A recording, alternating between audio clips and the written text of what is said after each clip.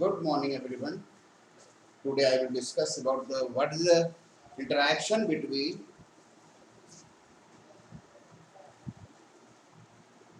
interaction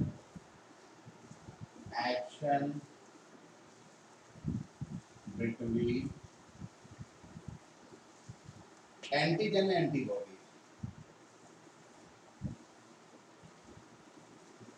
and antibody.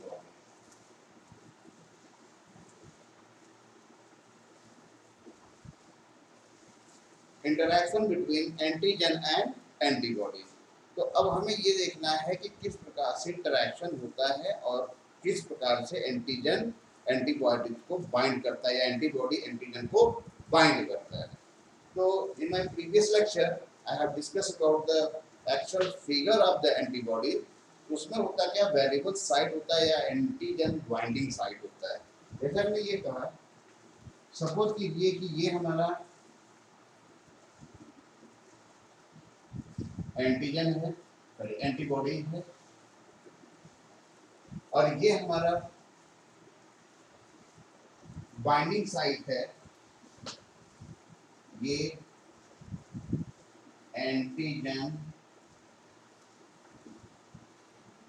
Binding site.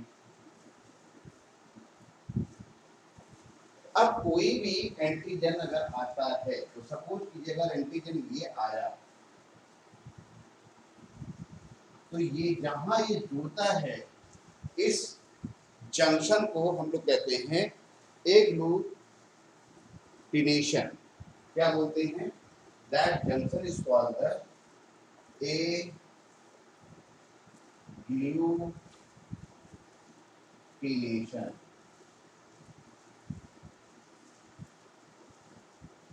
Agglutination. So what is the agglutination? Agglutination is the process in which antigen is binding with the antibody at the antigen binding site. कहाँ बनता है? Antigen binding site में बनता है. और इनका जो एक साइट है, एक्टिव साइट है जहाँ ये बाइंड करता है, इन case of antibody that is called the paratope, और एंटीजन का जो बाइंडिंग साइट होगा उसको कहते हैं ईपीटॉप. तो paratope and epitope are combined to each other, bind to each other, and that process called the agglutination. Agglutination is the process by which the binding of antigen with antibody. अब ये किस प्रकार से हमारी body पे work करता है? How to work in a body? So there are two type of interaction. दो तरीके का इंटरेक्शन है, दो तरीके से ये वर्क करते हैं.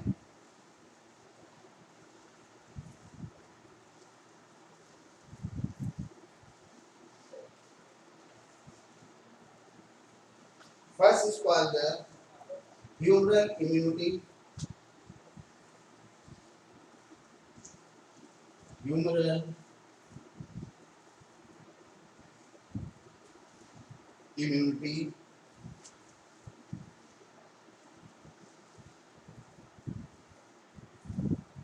Humoral immunity. And number two, cell-mediated immunity. First is humoral immunity. Second is the cell-mediated immunity. Cell-mediated immunity.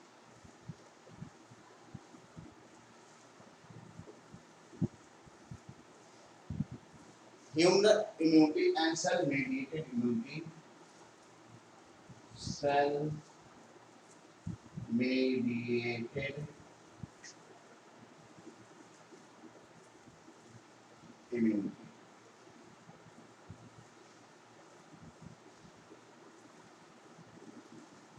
Cell-mediated immunity. अब एक एक करके हम लोग पढ़ेंगे. ह्यूमरल इम्यूनिटी का क्या मतलब होता है, अनसेल मीडिएटेड इम्यूनिटी का क्या मतलब होता है. ह्यूमरल इम्यूनिटी का मतलब होता है कि in case of human body humours are present in form of blood and lymph. In human beings,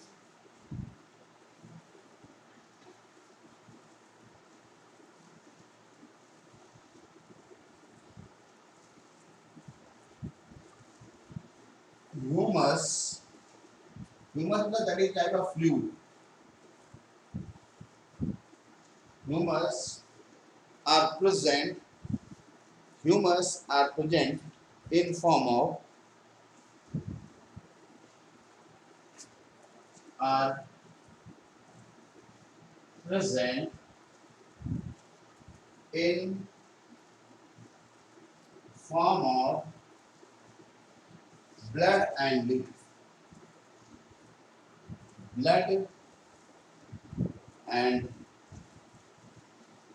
lymph.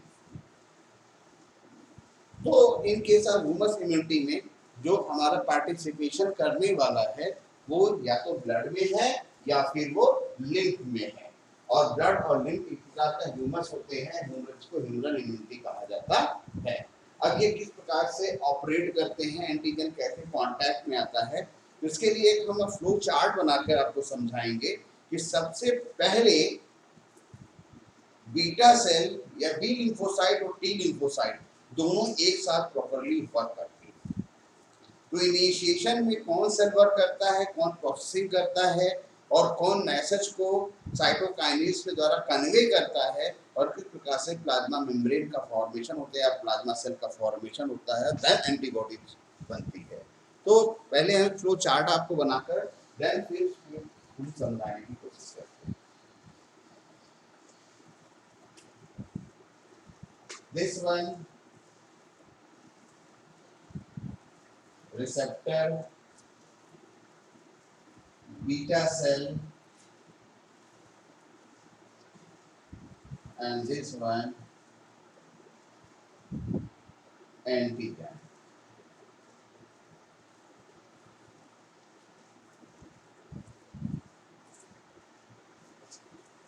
Antigen binding site. Antigen binding site.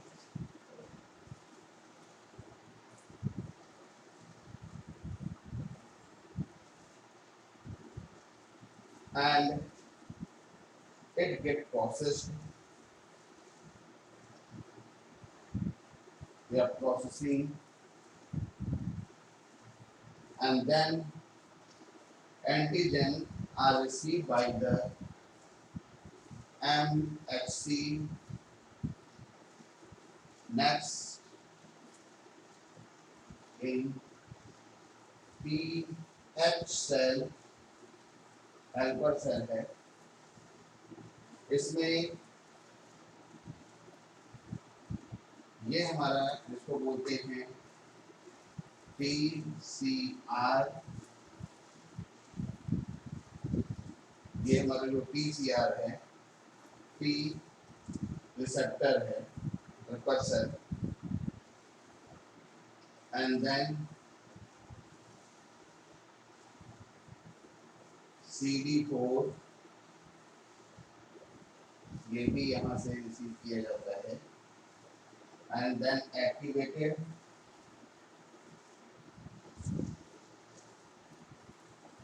it form the cytokinase,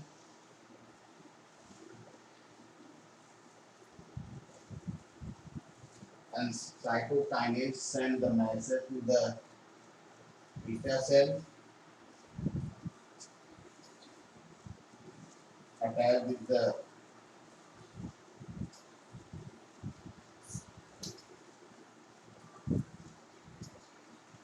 cytokinase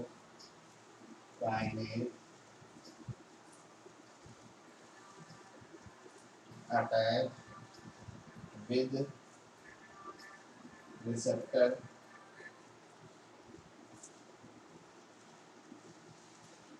and it form the beta cell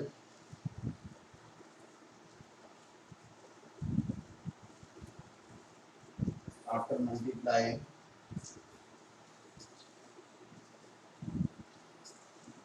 and it form the plasma cell plasma cell form the antibody.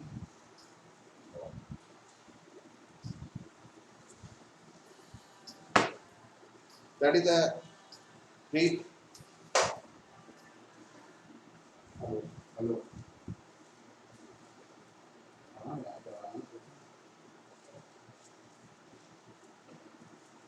Video बना रहे हैं, कर देखना कर number सही है आपका।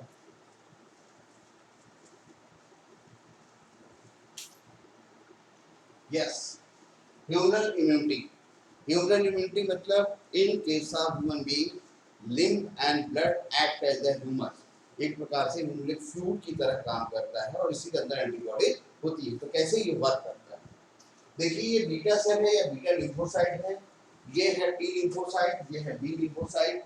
ये टी लिम्फोसाइट ये हेल्पर सेल की तरह काम करता है। तो वास्तव में सबसे पहले जब एंटीजन बॉडी के अंदर इंटर करेगा, ध्यान से सुनिएगा, जब एंटीजन बॉडी के अंदर इंटर करेगा तो सबसे पहले एंटीजन बाइंडिंग साइट होती है बीटा सेल के पास, और ये एंटीजन बाइंडिंग साइट पर ये एंटीजन अंदर की ओर ये बाइंड कर लिए जाते हैं और ये एंटीजन अंदर की ओर पास होते हैं और ये जो बीटा सेल है इसकी प्रोसेसिंग करता है। प्रोसेसिंग मतलब आइडेंटिफाई करता है। अभी ये इनएक्टिवेट फॉर्म में है, अभी ये कोई वर्क नहीं कर रहा, सिंपल केवल ये एंटीजन की प्रोसेसिंग कर रहा है।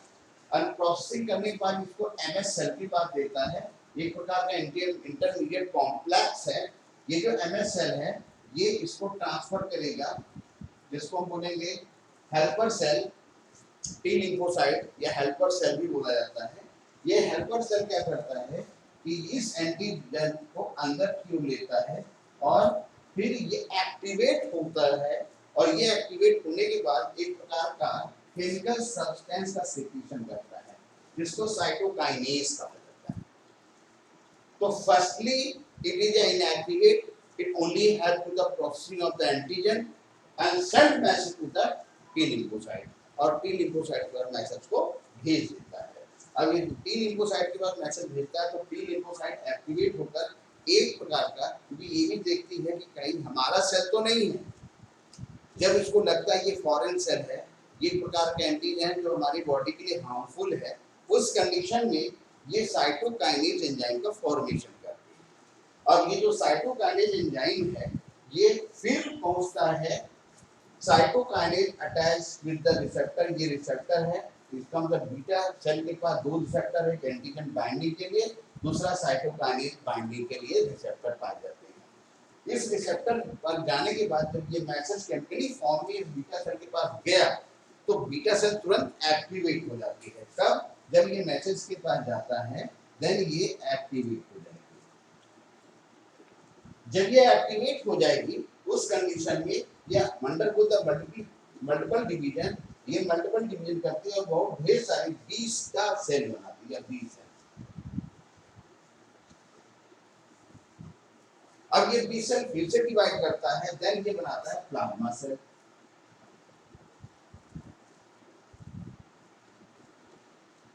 प्लाज्मा सेल बनाता है and the plasma cell have synthesized large number of क्या antibody, this is a simple biology. ये एंटीबॉडी किसके अगेंस्ट? इस एंटीजन के अगेंस्ट, जो एंटीजन गया है उसके अगेंस्ट एंटीबॉडी के डेवलप करती है। और एंटीबॉडी जब एंटीजन को बाइंड करता है, सेम वही अभी हमने एक यूनिफिकेशन बताया था कि एक यूनिफिकेशन का मतलब ही होता है that is bind with the antigen with the antibody, और जैसे बाइंड करता है वैसे एंटीजन को डीनेचर कर देता है, उसको किल कर देता है। फिर से एक बार समझ लीजिए, ये जो हमारी इम्यूनिटी है, ये इम्यूनिटी क्या डेवलप करती है? ये इम्यूनिटी ये बताती है कि जब हमारे बॉडी में दो तरीके से इम्यूनिटी का डेवलपमेंट होता है, या तो ह्यूमरल होगा या सेल मेडिएटेड, मतलब पर्टिकुलर सेल डायरेक्ट जाकर एंटीबॉडी को बनाने के लिए प्रेरित करेगा। पहला ये सेल मेडिएटेड है। तो ये जो सेल मेडिएटेड ह्यूमरल इम्यूनिटी है, ह्यूमरल इम्यूनिटी में सबसे पहले दो प्रकार के सेल पार्टिसिपेट करते हैं, एक बीटा सेल है, दूसरा टी लिम्फोसाइट, जिसको हेल्पर सेल भी कहा जाता है। टीएच मतलब टी लिम्फोसाइट हेल्पर सेल। इसका अपना एक रिसेप्टर होगा, इसका अपना एक रिसेप्टर होगा। इस रिसेप्टर से एंटीजन को बाइंड करेगा, इसको एंटीजन बाइंडिंग रिसेप्टर बोलेंगे या बीटा सेल रिसेप्टर भी बोल सकते हैं। अब यहाँ से एंटीजन बाइंड होगा और जैसे ही बीटा सेल के अंदर इंटर करेगा तो सबसे पहले ये रिकॉग्नाइज करेगा, इसकी प्रोसेसिंग करेगा, पहचानने की कोशिश करेगा। उसके बाद इस एंटीजन को एमएसए के द्वारा, इंटरमीडिएट कॉम्प्लेक्स के द्वारा ये पहुंचा देगा हेल्पर सेल के पास, क्योंकि हेल्पर सेल सिर्फ और सिर्फ हेल्प करते हैं, एंटीबॉडी नहीं बना सकते। अब ये हेल्पर सेल एक प्रकार जब ये आइडेंटिफाई कर लिया और उसे लगा नहीं ये हार्मफुल सेल है, उस कंडीशन में ये साइटोकाइनेज एंजाइम का फॉर्मेशन करने लगता है, एक प्रकार का केमिकल मैसेज। और ये साइटोकाइनेज फिर बीटा सेल के पास जाता है रिसेप्टर के द्वारा, जिसको साइटोकाइनेज रिसेप्टर कहा जाता है। और ये इसके पास जब पहुंचेगा तो ये तुरंत एक्टिवेट हो जाएगा, इसको लगेगा नहीं ये जो एंटीजन की प्रोसेसिंग हमने की है ये हमारे लिए हार्मफुल है, तुरंत ये अंदर होता मल्टीपल डिवीजन बहुत तेजी से डिवीजन हो जाता है और बहुत ढेर सारी बीटा सेल बनाता है। बीटा सेल बनाने के बाद ये बी लिपोसाइट बनाता है, बी लिपोसाइट फिर अंदर होता multiple division to form the plasma cell and plasma cell are synthesize the antibody. और प्लाज्मा सेल क्या है, एंटीबॉडीज का फॉर्मेशन करती है। और ये एंटीबॉडीज क्या है, एंटीजन से इंटरैक्ट होगी, एंटीजन से रिएक्शन करेगी, एंटीजन से बाइंडिंग करेगी और जैसे ही बाइंडिंग करेगी वैसे एंटीजन को डीनेचर कर देगी। बात समझ में आई? And next is cell mediated immunity. Cell mediated immunity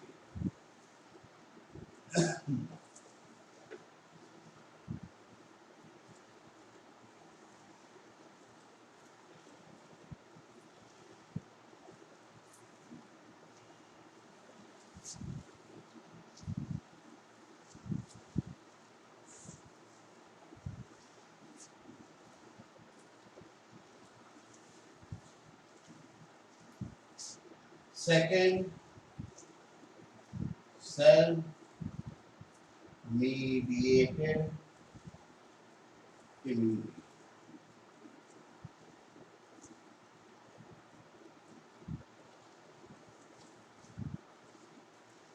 अब इसमें क्या है, इसमें डायरेक्ट एंटीजन कांटेक्ट में आता है हेल्पर सेल के पास और helper cell chemical message convey करेगा बीटा सेल को या बी सेल को या बी लिम्फोसाइट को और वो सिंथेसाइज करेगा डिफरेंट टाइप ऑफ एंटीबॉडी।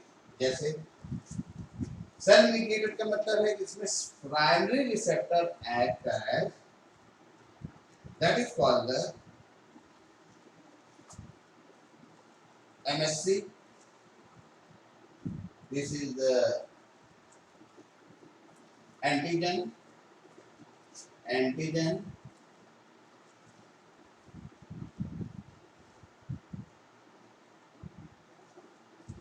अब ये एंटीजन आना किसके पास है, हेल्पर सेल के पास। ये हमारी हेल्पर सेल है जिसको हमने बोला TH सेल।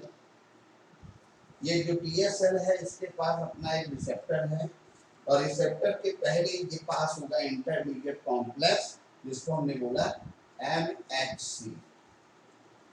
ये MHC के पास भी रिसेप्टर है, ये यहाँ इसको बाइंड करेगा एंड देन ये इसको दे देगा। फाइनली ये और एक रिसेप्टर जुड़ा होता है जिसको बोलते हैं CD4। अब ये डायरेक्ट हेल्पर सेल के पास पहुंच रही है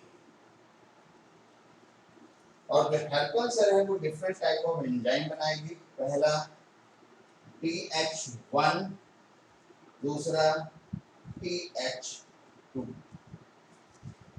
एक प्रकार का साइटोकाइनेज है।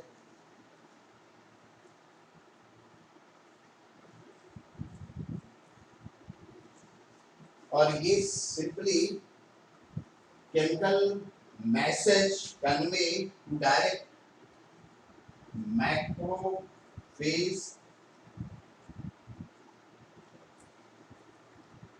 और ये जो एंटीबॉडीज बनाएगा उसको बोलेंगे IgG। और ये जो सेल पर मैसेज भेजेगा इसको बोलेंगे eosinophil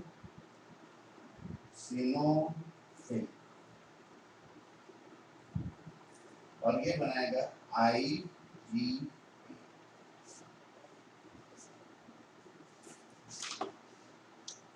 that is a cell mediated immunity.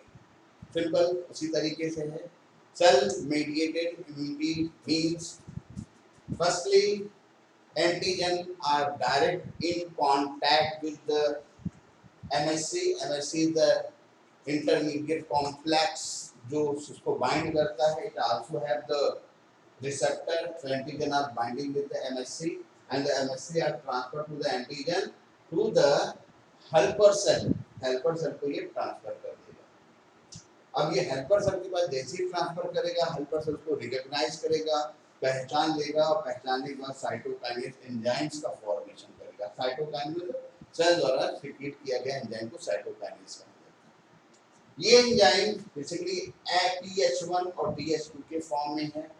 ये एंजाइम और अलग-अलग एंजाइम अलग-अलग प्रकार के सेल को या अलग प्रकार के लिम्फोसाइट सेल को एक्टिवेट करते हैं। ये TH1 माइक्रोफेज एक प्रकार का भी हमारा WBC है, इसको हम लोग बोलते हैं, एक विभिन्न प्रकार के एंटीबॉडीज बनाता है।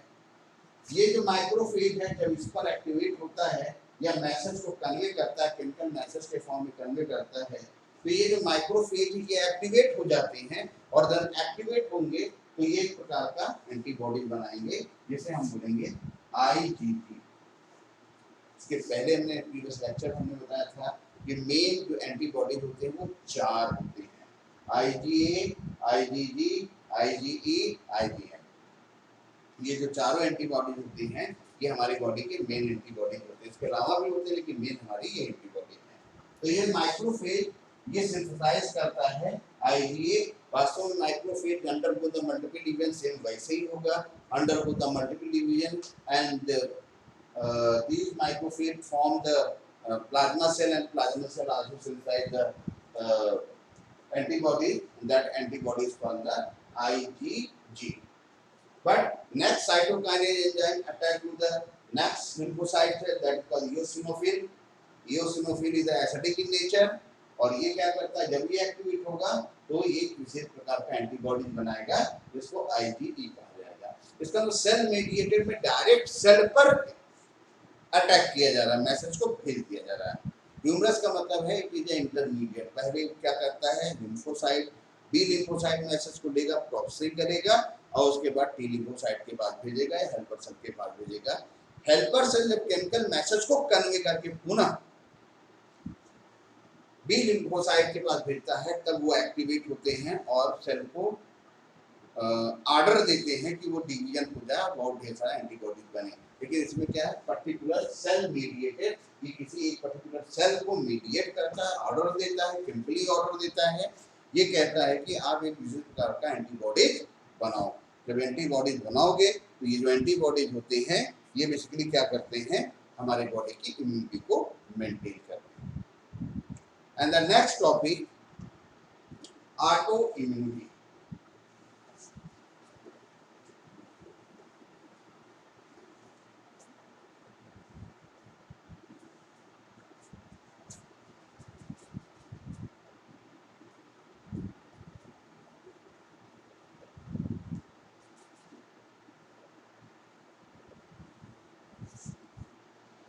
देखिए ऑटो इम्यूनिटी के लिए ये कहा जाता है कि ऑटो इम्यूनिटी का मतलब होता है it can not be in case of auto immunity it is a genetically disorder, एक प्रकार का जेनेटिकली डिसऑर्डर है। जब हमारे बॉडी में हमारी खुद की सेल और फॉरेन सेल दोनों को रिकॉग्नाइज न कर पाए या उनको डिफरेंशिएट न कर पाए कौन हमारी सेल है कौन एक्सटर्नल सेल है या फॉरेन सेल है, और जब उसको रिकॉग्नाइज नहीं कर पाती, उसको आइडेंटिफाई नहीं कर पाती, उसको सेग्रीगेट नहीं कर पाती, उसको डिफरेंशिएट नहीं कर पाती, उस कंडीशन में वो अपनी सेल को ही किल करने लगती है। इसी को हम लोग क्या बोलते हैं auto immunity. So what is the exactly means of the autoimmunity? Autoimmunity.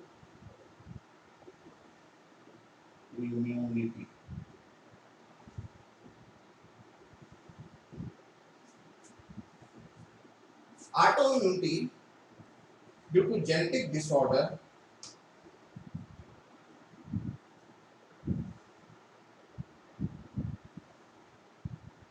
due to genetic disorder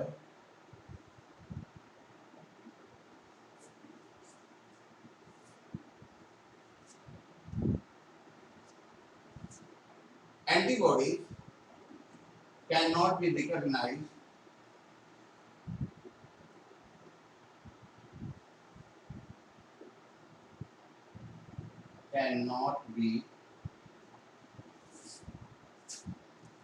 recognize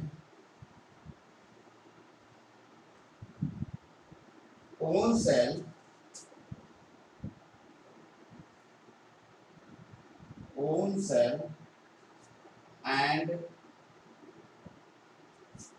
external cell.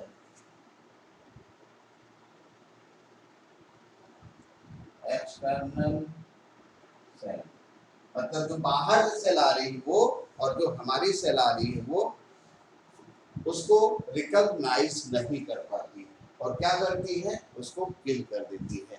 इसको क्या बोलते हैं, ऑटो इम्यूनिटी।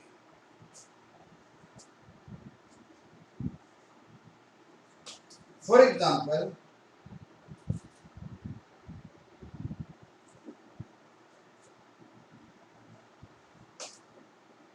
ऐसे डिजीज को, जो इस तरह की डिजीज होती है उसको हम बोलते हैं RHU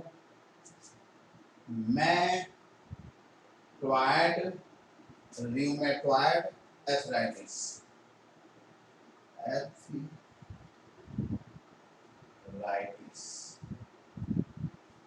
नेक्स्ट हाइपरथायरॉइड,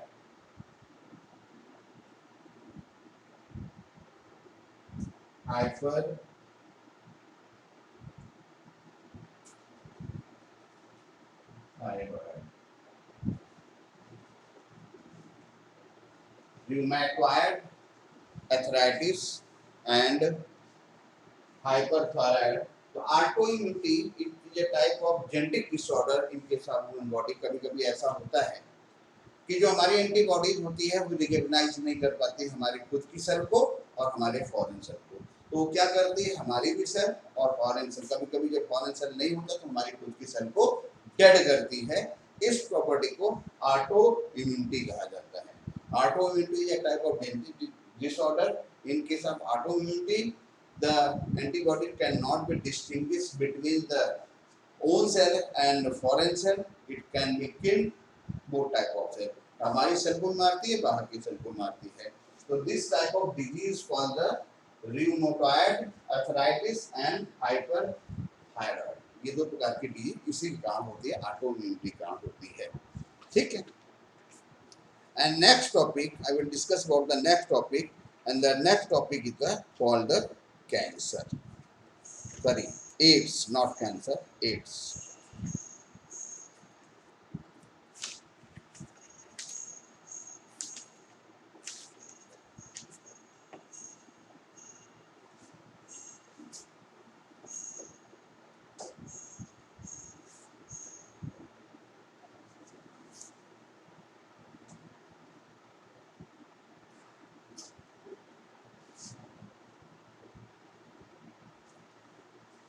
AIDS.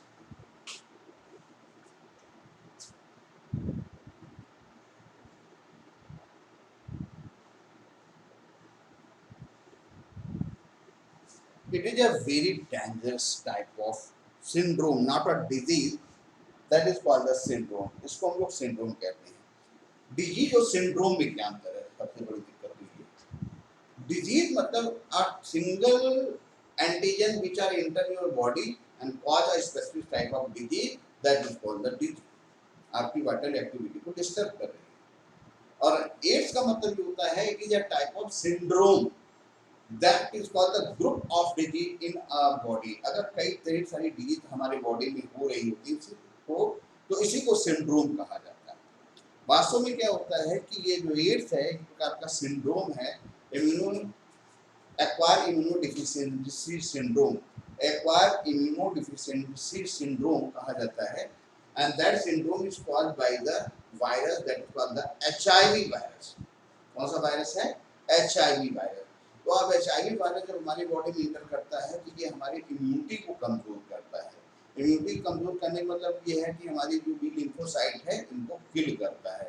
और जब बी लिम्फोसाइट किल होती है तो बेसिकली क्या करती है कि ये हमारे शरीर में एंटीबॉडी का फॉर्मेशन नहीं कर पाती।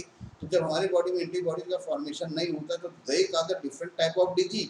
हमारी बॉडी की जो इम्यूनिटी है वो अलग अलग तरह की डिजीज को कम करती है या पैथोजन को मारने का काम करती है। लेकिन एट दैट कंडीशन अगर एचआईवी वायरस का इन्फेक्शन आपकी बॉडी में हो गया तो ये जो एचआईवी वायरस होते हैं आपके इम्यून सिस्टम पर जाकर अटैक करते हैं या डब्ल्यूबीसी पर जाकर अटैक करते हैं और डब्ल्यूबीसी की जो बी लिम्फोसाइट सेल है उसको किल करते हैं। और अभी आपको मालूम है कि बी लिम्फोसाइट ही एंटीबॉडी बनाता है जबकि टी लिम्फोसाइट एंटीबॉडीज नहीं बनाता। तो आइए कुछ इंफॉर्मेशन कलेक्ट करते हैं एड्स के बारे में। First of all full form of the AIDS acquire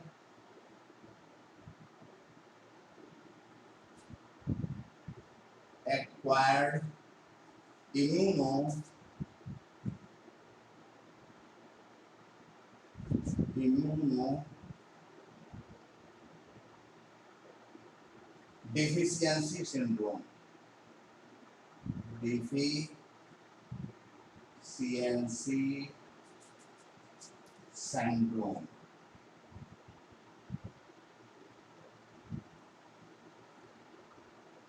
ये क्या है?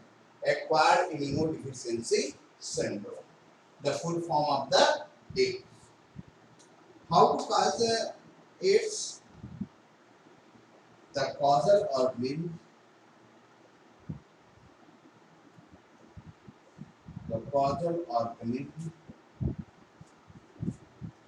HIV virus. HIV is also known as retrovirus.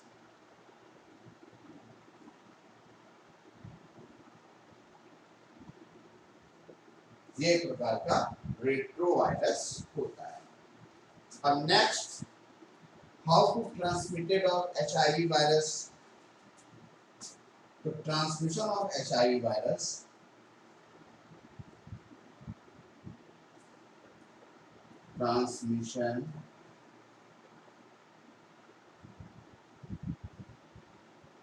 HIV virus occur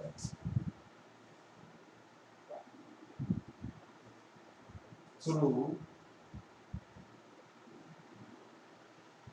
following factor।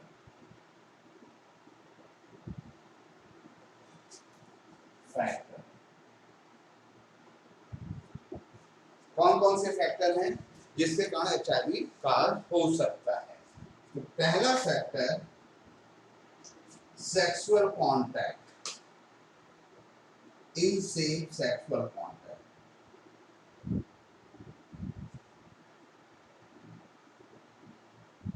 Sexual contact with infected person,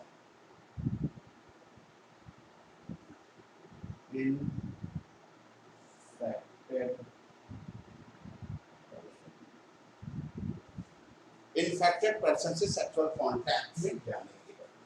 दूसरा फैक्टर है sharing of infected needle, sharing of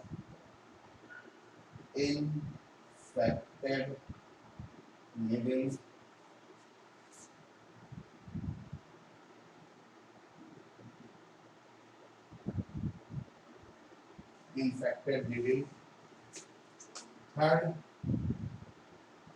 infected mother to child,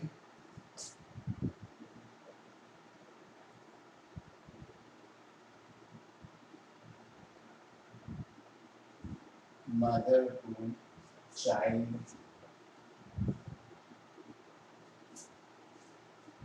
infected mother to child through placenta,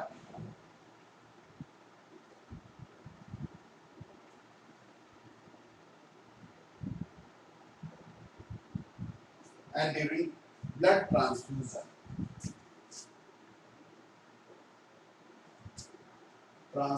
of blood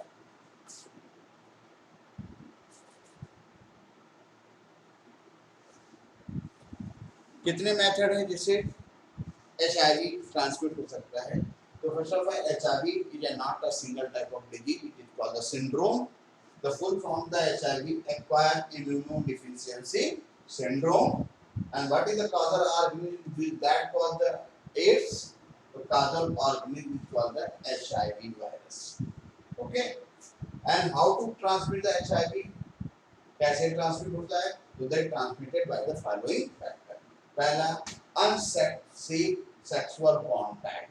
अगर हम infected person के साथ sexual contact करते हैं तो हमें एचआईवी हो सकती है या एचआईवी वायरस ट्रांसफर हो सकता है और एड्स हो सकता है. Sharing of infected needle. अगर मान लीजिए कोई ऐसा पर्सन है जो एचआईवी पॉजिटिव है, अगर उसकी नीडल हमारे अंदर इंसर्ट कर दी जाए, इंजेक्ट कर दी जाए, तो मे बी पॉसिबिलिटी कि हमारे अंदर भी एचआईवी वायरस इंसर्ट कर जाएगा. Infected mother to child with the placenta. इसका मतलब जो बच्चे, अगर मदर को एचआईवी, मदर पॉजिटिव है, तो ज़्यादा पॉसिबिलिटी होती है कि जो उनका चाइल्ड होगा वो भी पॉजिटिव होने के चांसेस होते हैं, क्योंकि जो मदर के अंदर फीटस डेवलप होता है, they take the nutrition, they take the blood from the mother. Mother के अंदर अगर एचआईवी वायरस है तो प्लेसेंटा के थ्रू वो बच्चों में भी ट्रांसमिट हो सकता है. दूसरा, ट्रांसफ्यूजन ऑफ द ब्लड. अगर हम ब्लड को एक दूसरे से ट्रांसफ्यूज कर रहे हैं, चढ़ा रहे हैं, तो अगर इन्फेक्टेड पर्सन का ब्लड दूसरे पे चढ़ाया जाएगा तो सिंपल सी बात है उसको एचआईवी कॉज हो जाने के ज़्यादा से ज़्यादा चांसेस होते हैं. तो ये all about the information of the HIV and how to prevent the HIV, इसके बारे में हम कल डिस्कस करेंगे. Okay guys, thank you.